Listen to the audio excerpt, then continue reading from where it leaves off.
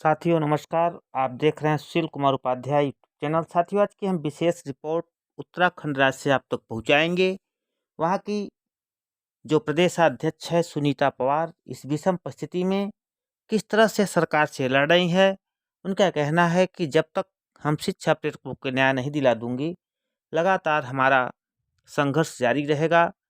हम और भी रिपोर्ट दिखाएंगे।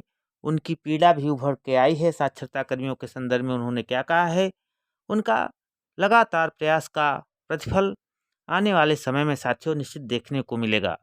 जो साथी घर बैठकर कहते हैं कुछ नहीं होगा, तो इस महिला प्रदेशाध्यक्ष से उनको सीख लेने की जरूरत है। इस विषम परिस्थिति में जिस तरह से उन्होंने वहाँ के मुख्यमंत्री तक से खुले मन से कहवा दिया कि शिक्षा प्रेरक अभी बाकी है, उनका भी इशू सरकार बहुत जल्द लेगी।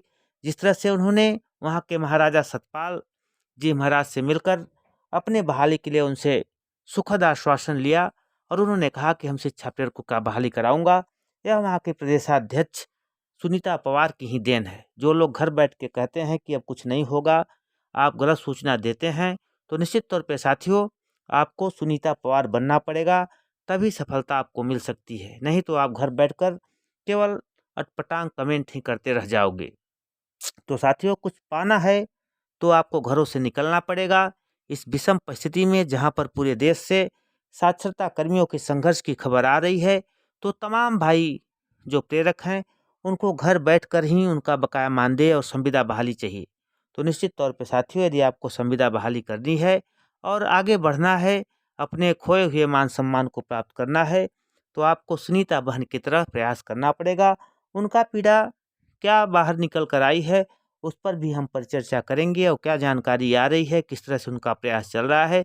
जैसा कि आप हमारे लाइव स्क्रीन पर देख रहे हैं, लगातार शिक्षा प्रेरकों की बहाली के लिए संघर्ष कर रही हैं उत्तराखंड की प्रदेशाध्यक्ष सुनीता पवार। तो साथियों, वीडियो थोड़ा बड़ी हो सकती है, पूरा वीडियो आप लोग देखें और इस वीडियो के अनुसार यदि आप अनुसरण करोगे तो निश्चित तौर पे आपका खोया हुआ मान सम्मान मिल सकता है। जैसा लाइव स्क्रीन पर देख रहे हैं, किस तरह से वहाँ के प्रदेशाध्यक्ष सुनीता पवार महाराजा सतपाल जी महाराज से मिली, जो कि उत्तराखंड में कैबिनेट मंत्री है, और उनका एक अच्छा खासा इस पार्टी में उनका अस्तित्व है। वो चाहेंगे तो सब कुछ शिक्षा प्रेरकों का खोया मान सम्मान आपको मिल सकता है। सुनीता पवार ने क्या कहा, उस पर भी हम परिचर्चा कर रहे हैं। प्रदेश के सभी प्रेरक भाई बहनों को सूचित करना चाहती हूँ कि 30/11/22 की बैठक में मात्र 7-8 लोग ही शामिल हुए थे। क्या बाकी लोगों को नौकरी की जरूरत नहीं है?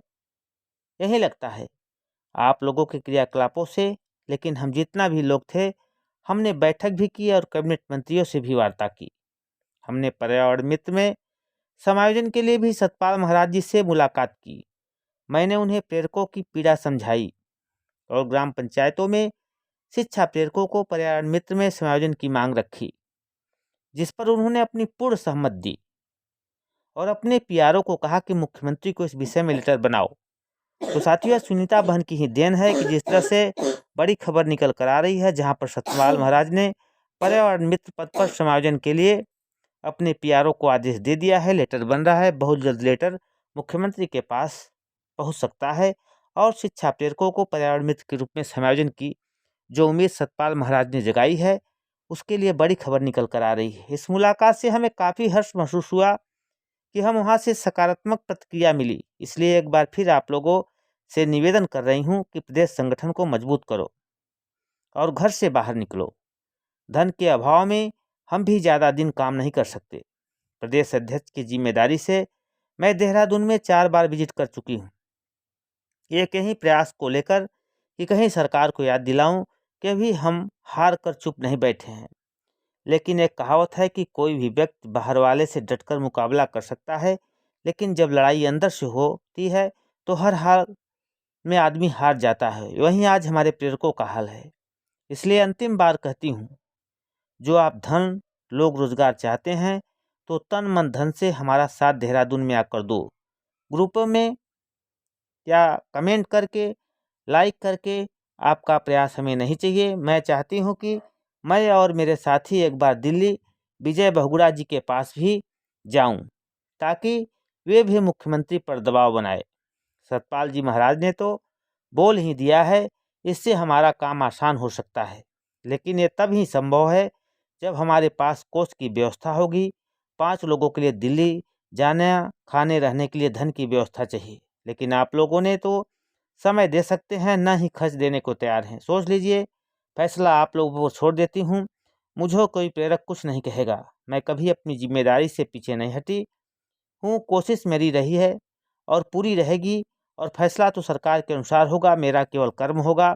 बाकी आप सब समझदार हैं, अच्छा चाहते हो तो संगठन को मजबूती दो। तो यह कहना है वहाँ के प्रदेशाध्यक्ष सुनीता पवार का। तो शिक्षा प्रेरकों के प्रति उनकी पीड़ा उभर कर आई है। उन्होंने कहा है कि यदि आपको सफलता पानी है तो हमारा तन मन धन से सहयोग करना पड़ेगा।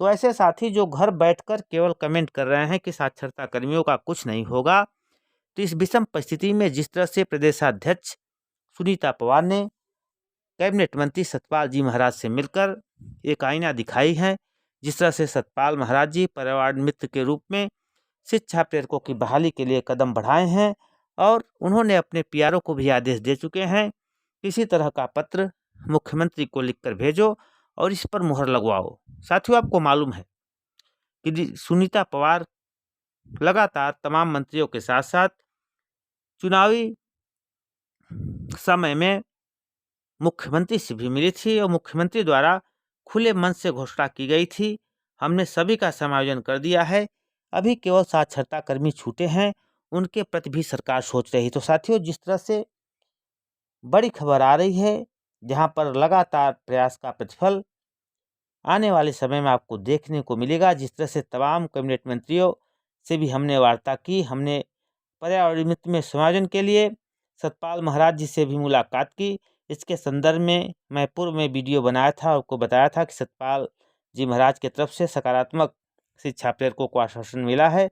और जब मैं पर्यावरण मित्र के रूप में समायोजन की बात माननीय सतपाल जी महाराज से की, तो उन्होंने प्रेरकों को पीड़ा मैंने समझाई, तो उन्होंने ग्राम पंचायतों में शिक्षा प्रेरकों को पर्यावरण मित्र में समायोजन के लिए अपनी पूर्ण सहमति दी, और त्वरित अपने पीआरओ को बुलाकर कहा कि मुख्यमंत्री को इस विषय में लेटर बनाओ, साक्षरता कर्मियों ने अच्छा कार्य किया है, इसका प्रतिफल इनको मिलना चाहिए। तो साथियों, जब आपके प्रदेशाध्यक्ष संघर्ष कर रही है, आप घरों में बैठे हो, महिला हमारी प्रदेश अध्यक्ष इस विषम परिस्थिति में आपकी लड़ाई लड़ रही है, तो आपको घरों से निकलना पड़ेगा, तभी सफलता मिलेगी। केवल घर बैठकर आप कहोगे कि कुछ नहीं हो रहा है, कुछ न होगा, न बकाया मानदेय मिलेगा, न संविदा बहाली होगी, तो निश्चित तौर पे साथियों, यदि आप इसी तरह केवल कयास लगाते रहोगे, कमेंट करते रहोगे, तो कुछ नहीं होने वाला है। जिस तरह से आपके प्रदेशाध्यक्ष ने मुख्यमंत्री पर दबाव बनाने के लिए माननीय सतपाल जी महाराज से मुलाकात की, सतपाल महाराज ने तो बोल ही दिया है, इसलिए हमारा काम काफ़ी आसान हो गया है। लेकिन ये तभी संभव है जब हमारे कोच की व्यवस्था के साथ साथ तमाम साथी लगातार हमारा सपोर्ट करेंगे, तभी कुछ होने वाला है। हमारी सोच एक बार मैं पुनः बता रही हूँ, यह कहना है प्रदेशाध्यक्ष सुनीता पवार का कि हम 5-6 लोग दिल्ली जाने वाले हैं, जहाँ पर हम लोग बहुगुणा जी से मुलाकात कर शिक्षा प्रेरकों को पर्यावरण मित्र में समायोजन के संदर्भ में जो माननीय सतपाल जी महाराज द्वारा लेटर बनाया जा रहा है, उस पर मुहर लगवाने का कार्य करूंगा।